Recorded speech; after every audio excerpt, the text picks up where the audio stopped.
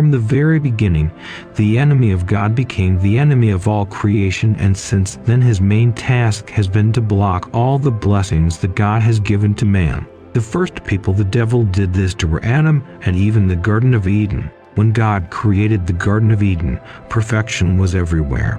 God blessed this place and thought that Adam and Eve would stay there, blessed with everything they needed to live. There was none of sickness and suffering, and the land was lightly cultivated.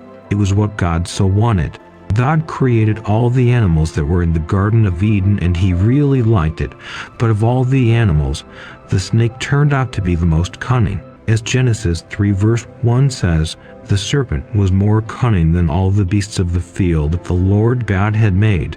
And the serpent said to the woman, 'Did God truly say, do not eat from any tree in paradise?'"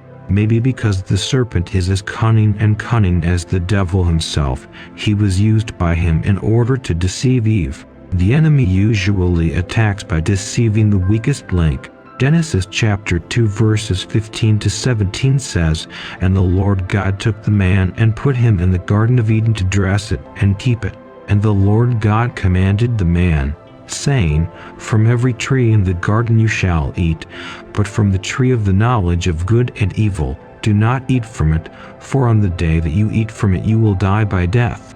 Adam was supposed to convey this message to Eve, but apparently he did not convey it quite accurately, and she turned out to be a weak link in this chain.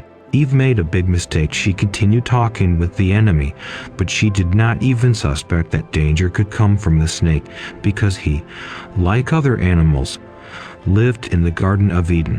The serpent succeeded in planting a seed of doubt in Eve by telling her that she would not die if she ate the fruit. The snake managed to trick her. Eve succumbed to the first lust for her flesh, i.e., the fruit was good. And then the serpent worked on her eyes, and she saw that the fruit was also pleasing to her eyes. And then he took advantage of the fact that she became wise and forced her to sin against God. She made the decision to take the fruit and enjoy it herself. The serpent did not force her to this. He only tempted her.